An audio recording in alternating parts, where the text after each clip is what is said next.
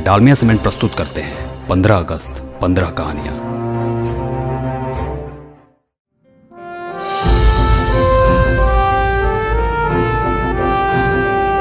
इतिहास के पन्नों में कई कहानियां गुमनाम हो जाती हैं या फिर उन्हें वो नाम नहीं मिल पाता जिसकी वो वाकई में हकदार होती हैं।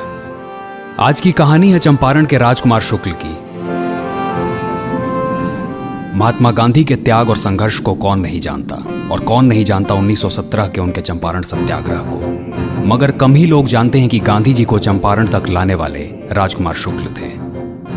ये वो दौर था जब चंपारण की जनता, खासकर किसान, तरह तरह से अंग्रेजी हुकूमत के जुल्म का शिकार हो रहे थे। किसानों को नील की खेती करने के लिए मजबूर किया जा रहा था, जबकि रासायनिक रंगों की बढ़ती मांग के कारण बाजार में नील की मांग घटती जा रही थी। यही नहीं, बात बात पर किसानों के ऊपर टैक्स लगाया जाता था, और टैक्स नहीं चुकाए जाने पर असहाय किसानों की खाल उधेड़ दी जाती थी। मजूरी नहीं मिलती, तन पे कपड़ा नहीं, हमारा न्याय हो।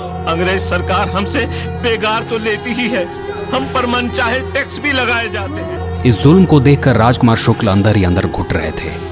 अंत में उन्होंने गांधी जी को चंपारण बुलाने और यहाँ अंग्रेजों द्वारा ढाए जा रहे जुल्म से उनको वाकिफ करवाने का निश्चय किया, और इसके लिए शुरू हुआ राजकुमार शुक्ल का संघर्ष। महात्मा गांधी को कई चिट्ठियां लिखी, पैसे न होने पर चंदा इकट्ठा करके उधार लेकर गांधी जी के पास जाते रहे। कभी सड़कों पर रात गुजारकर कलकत्ता में गांधी जी का इंतजार किया। कई बार अखबार के कागज को जलाकर खाना बनाया, तो कभी किराया बचाने के लिए शॉर्ट होने वाली गाड़ी में यात्राएं की। अंततः 1917 में जाकर गांधी जी चंपारण आने को राजी हुए और शुरू हुआ चंपारण सत्याग्रह। गांधी जी की राजकुमार शुक्ल चंपारण के किसानों और काश्तकारों पर निलहे गोरों द्वारा किए जाने वाले अत्याचार देखकर कलेजा मुंह को आता है। जो कष्ट बताया था। राष्ट्रीय आंदोलन के लिए राजकुमार शुक्ल के संघर्ष की कहानी में चंपारण सत्याग्रह के बाद भी जीवन के अंतिम क्षणों तक अनगिनत पन्ने हैं। चाहे वो रॉलेट एक्ट के विरोध में आम जनता की लामबंदी के प्रयास हों, या फिर 1920 के असहयोग आंदोलन में सक्रियता। राजकुमार शुक्ल का सफर जारी रहा। 1929 की शुरुआत में राजकुमार शुक्ल साबरमती आश्रम पहुंच गए। कस्तूरबा गांधी उनका हाल देखकर रोने लगी। उस समय महात्मा गांधी कहीं बाहर गए हुए थे। तकरीबन 15-16 दिन बाद शुक्ल की गांधी जी से मुलाकात हो पाई।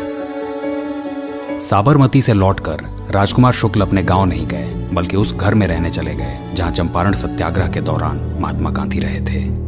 उसी साल 1929 में अस्वस्थ रहते हुए उनकी मृत्यु हो गई।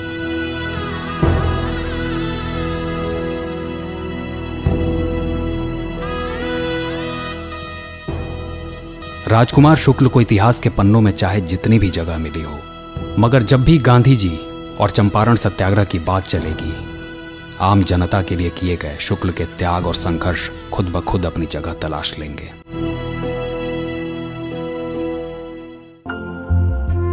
15 अगस्त 15 कहानियां के प्रस्तुतकर्ता थे डालमिया सीमेंट। दिल जोड़े, देश जोड़े।